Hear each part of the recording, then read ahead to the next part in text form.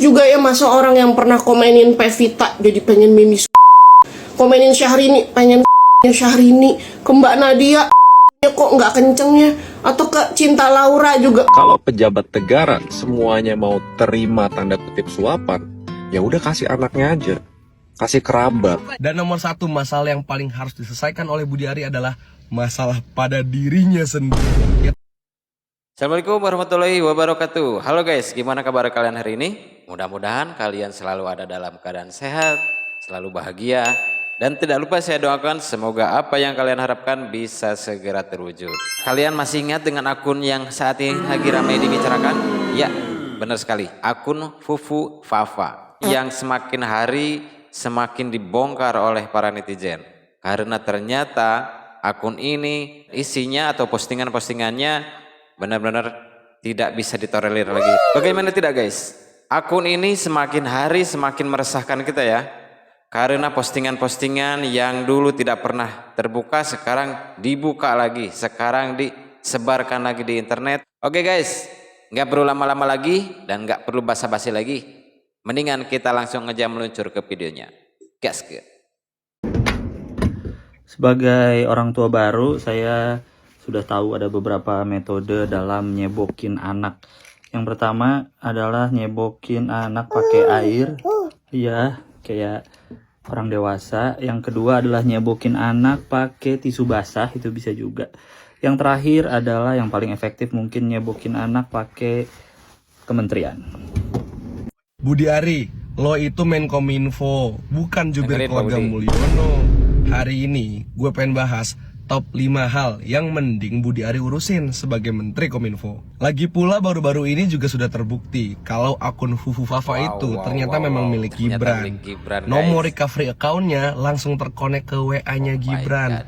Jadi lu jangan banyak ngeles Om Budi Ari. Nomor 5 yang jelas paling penting diselesain adalah masalah pusat data nasional kita. Yang kemarin sempat ngedown, sempat bocor, sempat dihack. pantesan. Sampai di titik hackernya itu minta maaf saking ibanya. Melihat menteri kita ini inkompeten banget. Jangan sampai masalah PDN ini di masa depan terulang kembali. Sampai kemudian membuat KIPK datanya jadi hilang. Mereka yang lagi haji, lagi kuliah di luar negeri jadi terlantar. Bandara jadi shutdown dan lain sebagainya. Jangan sampai terulang Menkominfo. Nomor 4, pentingnya Menkominfo memberantas judi ini yang online. penting nih, guys. Di Indonesia, kerugian karena judi online itu bisa mencapai 600 triliun. Dan itu anggaran lebih gede dibanding IKN, lebih gede dibanding program makan siang gratis. Jadi mending tuntasin. Coba kalau bisa tangkap bandarnya, tutup aplikasinya, jangan malah lo batasin VPN-nya. Kacau Kok nih, Pak. ngelesain Budi. solusi masalah setengah-setengah? Apa jangan-jangan memang kerjasama nih Menkominfo sama bandar judi? Ketiga, masalah dari teman-teman ojek online. Kemarin aksi ramai tuh teman-teman kita yang jadi ojek online aksi ke Kominfo.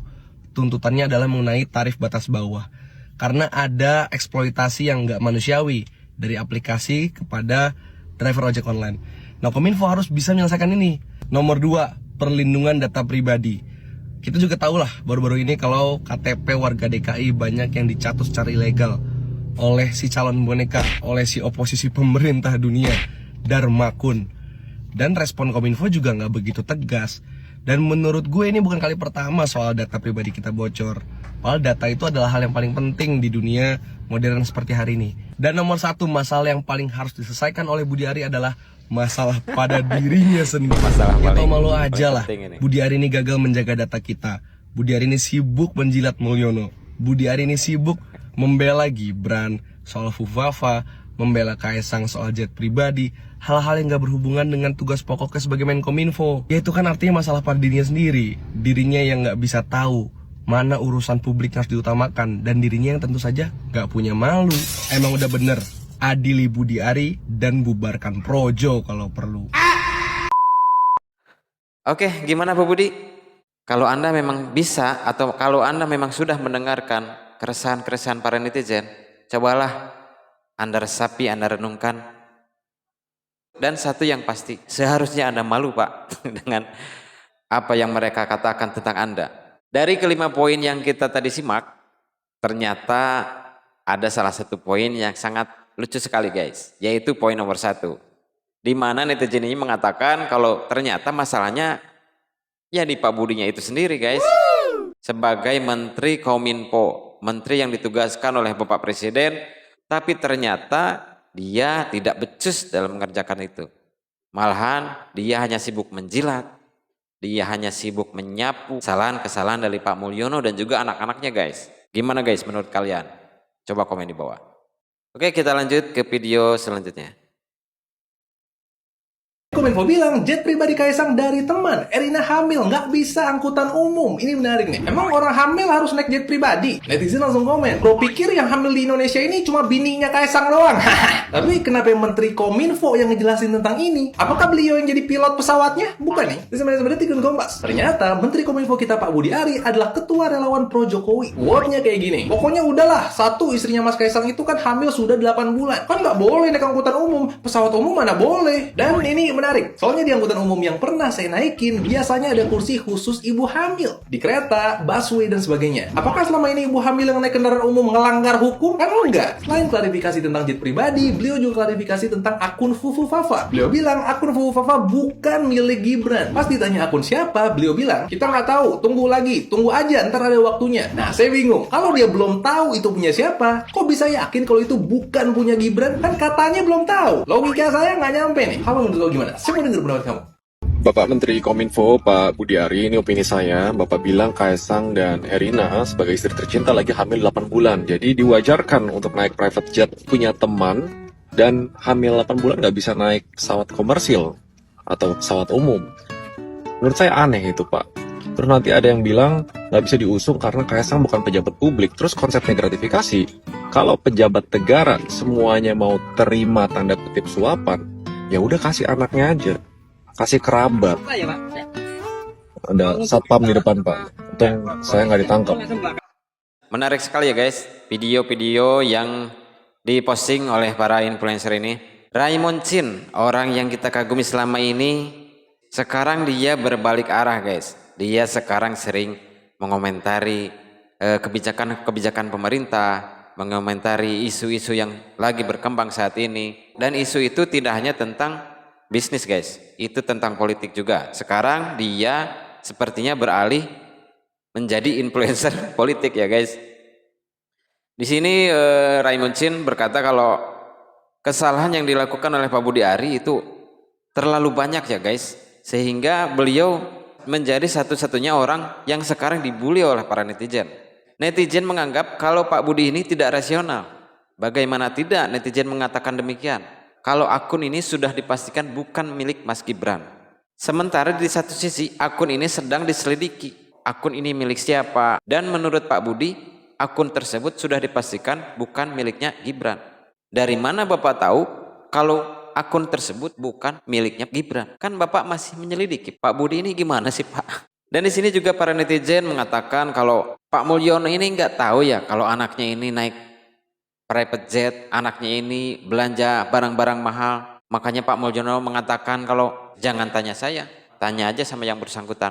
Udah basi Pak Mulyono omongan kayak gitu. Itu statement yang dari tahun 2014 sering Bapak ucapkan. Kami udah bosan dengan jawaban-jawaban seperti itu. Kami udah muak.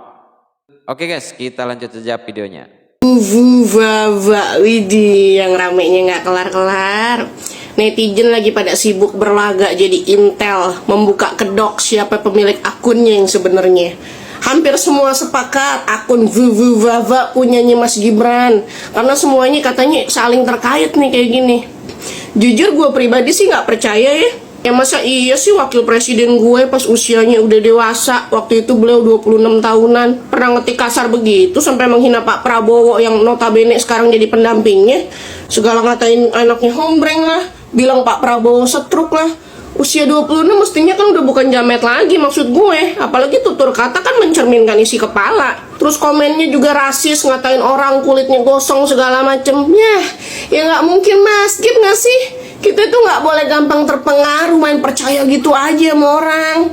Terus juga ya masa orang yang pernah komenin Pevita jadi pengen mimi komenin Syahrini pengen Syahrini, ke Mbak Nadia kok nggak kencengnya, atau ke Cinta Laura juga kecil dan masih banyak lainnya, mukanya bakal dipajang di figura sekolahannya anak-anak gue sih. Lagian kan gak manuk akal dong seorang yang berpendidikan tinggi pernah ngelakuin pelecehan gitu ya kan.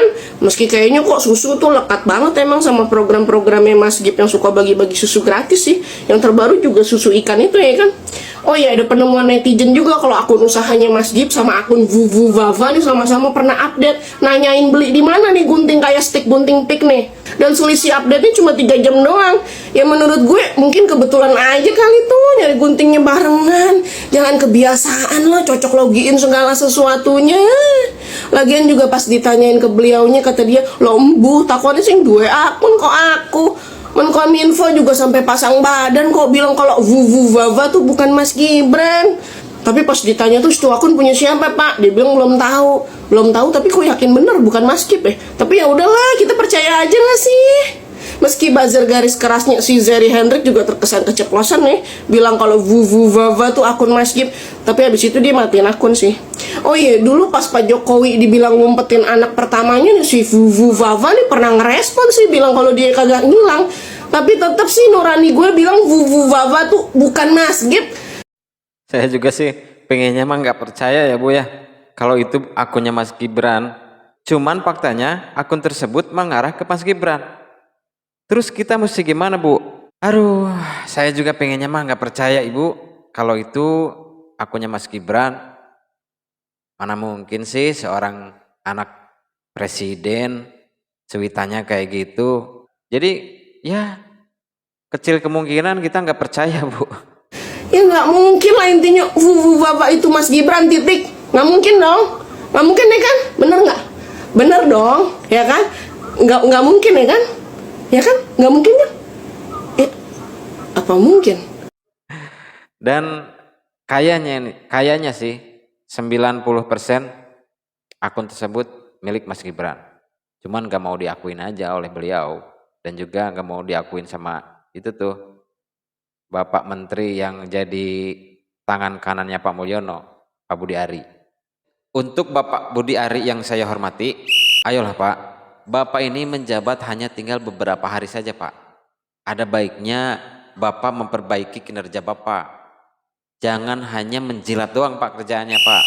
Menyapu kesalahan-kesalahan yang dibuat oleh keluarga Pak Mulyono. Apa Bapak nggak merasa malu Pak?